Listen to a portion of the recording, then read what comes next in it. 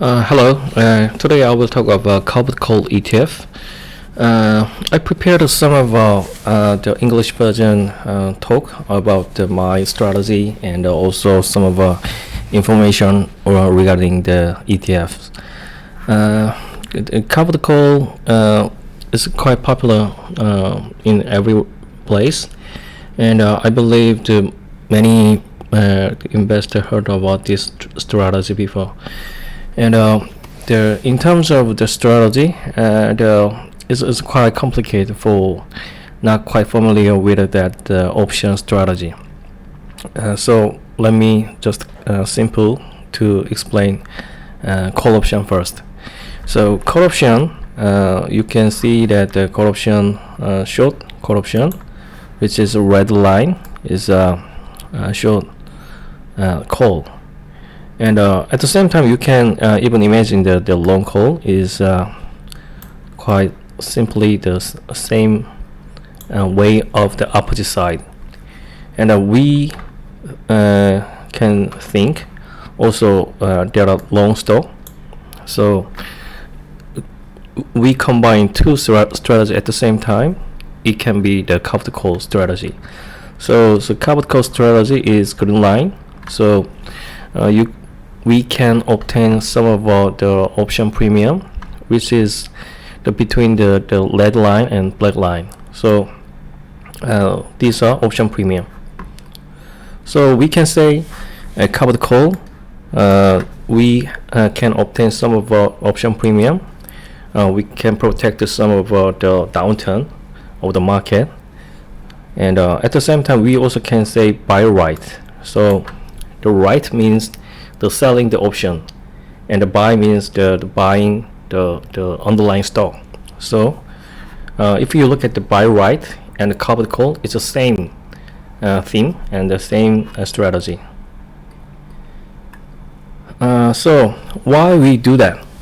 Yeah, why we using this kind of strategy? It's quite simple. We can obtain a certain amount of premium every month, and we can distribute some of our profit every month to the investor.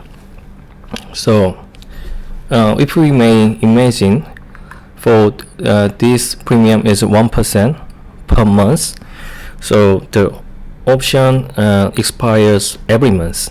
So for 1 year it can be 12%. So accumulate 1%, and 12 months. So it is quite decent dividend strategy, we can say. So there are some popular Converd Call ETFs, which is mainly managed by Global X and XYLD, QYLD. So this particular ETFs launched in 2013, and is 2 billion, and QYLD is bigger. It's 6.67 billion. In terms of dividend distribution, 4-year average is XYLD is 8.1 and QYLD is 12%. So it distributes every month. And in terms of the performance, so before the distribution, the XYLD is minus 19%, and after the distribution, is minus 9%. And the underlying is different, and XYLD is S&P 500 and the QYLD is Nasdaq 100. So Nasdaq was the weaker than the S&P 500. So that is why the whole of the performance is the worse than XYLD. It's the minus 15.9% for after distribution. So both ETF is passive, and I can also say the JEPI, which is managed by JP Morgan. It's launched in 2020, but it's much bigger than the QYLD nowadays. It's 16.6 billion US dollar, and however the distribution is a bit lower than QYLD, so 6.6%, and also it distributes every month. So for 1 year performance, it's positive 1.19%. So this is active ETF. So you can see that the graph is JEPI is greater than any other competitor.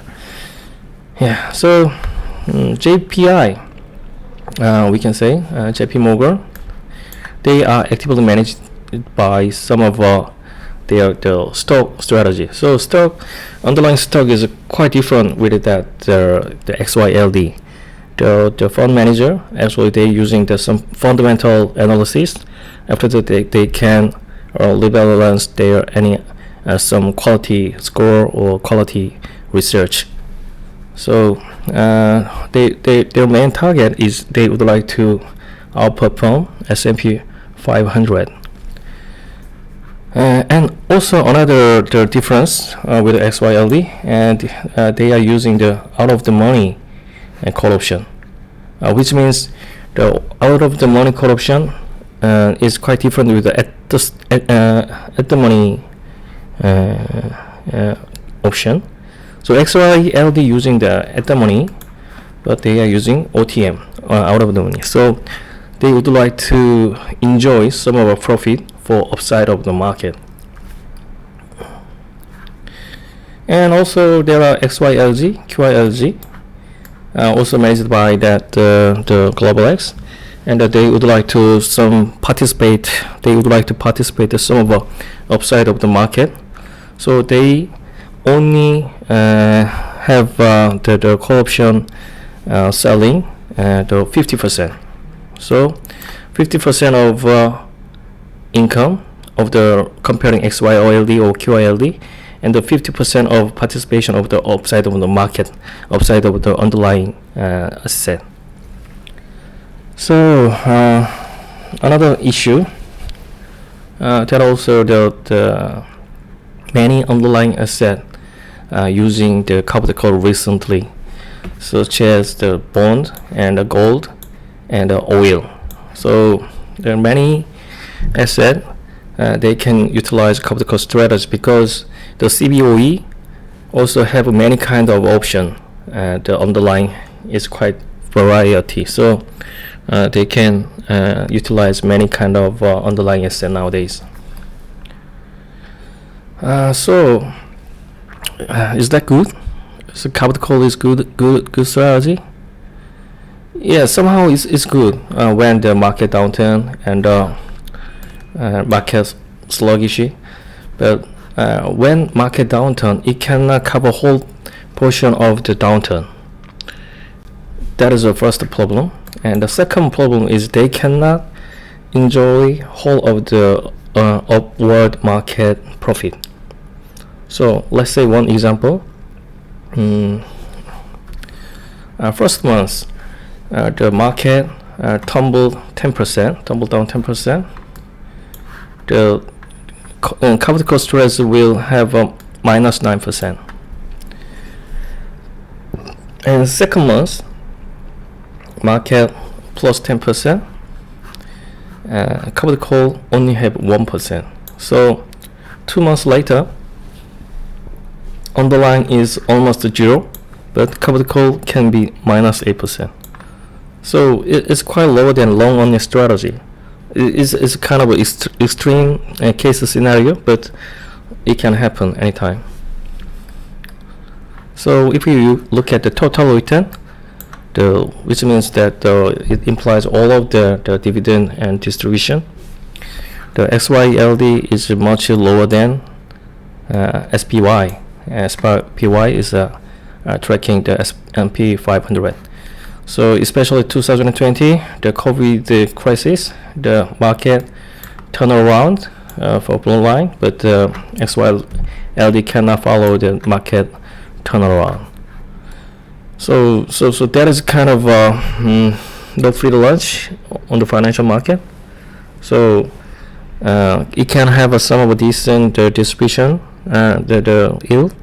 However, it cannot enjoy all of the market about the profit. So nowadays the capital call came out. I can show you the two capital call strategy. Is the first one is SPYI, SPY income. It's quite good name, I guess.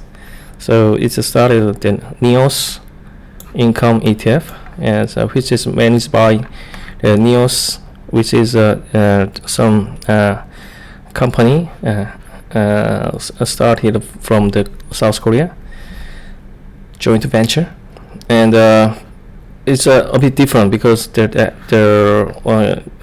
it also have the same underlying S&P 500 like XYLD, but also they are using the call ratio and also covered call ratio. So it's a bit active management of option side. And another one is OER key.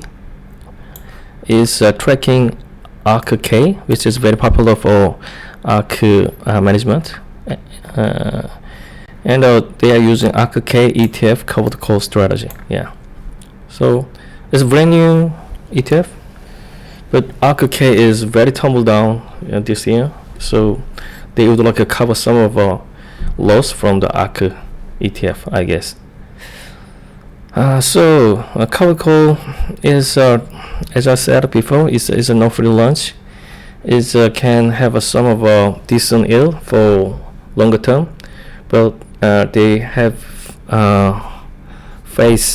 they will face some of a loss when the market abroad. They can in terms of the comparing the long only strategy in the bull market, this strategy is not quite decent, I guess.